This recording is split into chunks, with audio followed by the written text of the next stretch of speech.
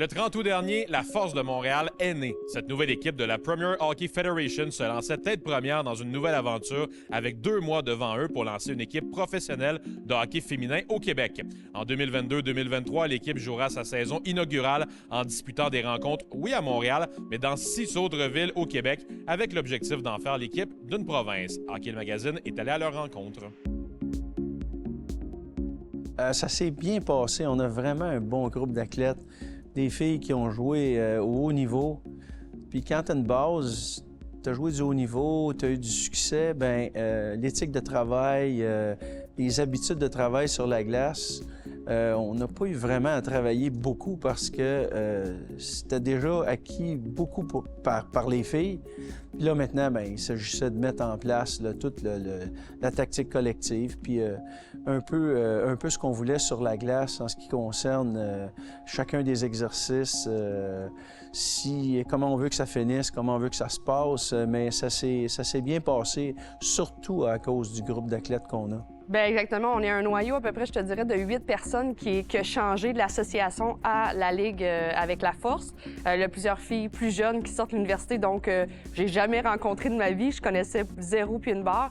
Fait que c'est vraiment d'apprendre à connaître ces gens-là. On a tout un background différent, tout un bagage aussi. Fait que c'est vraiment d'amener chacun nos forces. Puis on a beaucoup de leadership dans le groupe. Fait que le but de ça, un peu comme notre capitaine Anne-Sophie l'a parlé, on veut vraiment avoir tout le monde dans le même bateau. On veut amener que la fille soit 22 ans, qu'on ait une fille de 35 ans. On est là pour un but cette année, c'est de gagner la Coupe puis de ramener ça à Montréal.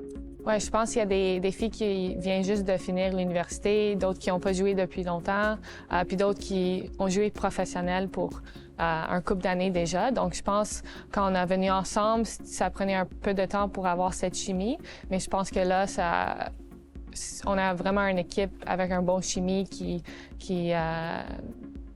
gèle beaucoup ensemble. Puis je pense que pour moi, en fait, notre premier match à Buffalo, être dans l'autobus, voyager avec l'équipe avait vraiment aidé avec ça aussi. En fait, je cherchais pour jouer. C'est sûr que je n'étais pas prête à accrocher mes patins après l'université. Puis c'est comme arrivé du ciel, là, un peu, là, tout ça. Puis de réaliser que finalement, c'était possible à court terme de jouer professionnel, ça a été comme un soulagement parce que, comme je dis, je voulais une équipe. Là, je cherchais vraiment à jouer. Il y avait la PWHP qui offrait aussi encore des showcases cette année, que j'étais intéressée parce que c'était ce qu'il y avait disponible. Là, avec l'équipe de Montréal, la PHF, bien, tout s'est concrétisé pour le mieux parce que mon but aussi, c'était de rester à Montréal. Là, fait que... On a une équipe qui compétitionne, qui se bat à chaque présence sur la glace. C'est vraiment l'ADN de notre équipe. Moi, je suis impressionné par la façon dont ils compétitionnent, et pendant les pratiques et pendant les matchs. Oui, on a définitivement des leaderships qui sont très passionnés puis qui aiment le hockey féminin.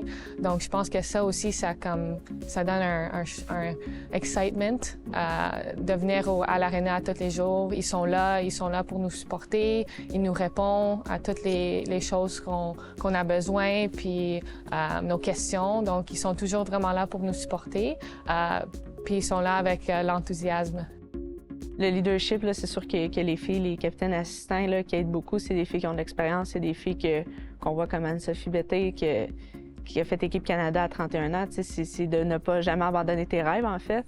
Puis là, avec tout le support qu'on a eu là, des coachs, de Kevin, d'Emmanuel, tous les partisans qui sont là pour nous, puis qu'on sait qui soutiennent le hockey féminin, puis qui ont donc hâte de voir du hockey à Montréal, c'est sûr que c'est excitant là, de voir toute la fanbase que Montréal a. Bien, en fait, c'est de montrer l'exemple, que ça soit hors glace, sur la glace. Tu veux pas, on a quand même un impact dans la communauté. Tu veux bien te présenter, tu es là pour les jeunes filles. C'est drôle, aujourd'hui, on voit des petits gars dans les estrades qui viennent voir nos pratiques. Ils ont notre chandail, notre casquette avec le logo. Fait que c'est vraiment pour la prochaine génération.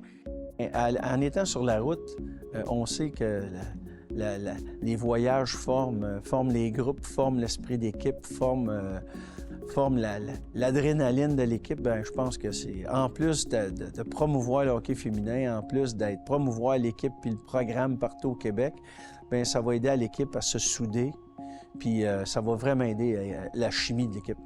pas nécessairement prouver, mais de montrer que le hockey féminin a sa place dans le sport professionnel, puis qu'on peut faire découvrir ça à plusieurs gens, puis que les jeunes puissent venir nous voir, nous encourager, venir voir que c'est possible de jouer au niveau professionnel, qu'il n'y a pas juste les gars.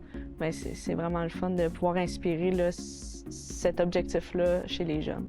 La plupart des filles travaillent encore à temps plein. Moi, je suis courtier immobilier, donc ma job continue, mais ça l'enlève un stress. Si je fais pas de vente ce week-end, j'ai quand même un salaire de hockey qui rentre. Fait que ce côté-là, tu sais, je suis capable de vraiment me concentrer sur le hockey à 100 % puis je me concentre aussi sur ma business parce que quand je suis pas là, quelqu'un me remplace, il y a quelqu'un qui prend le flambeau de ce côté-là.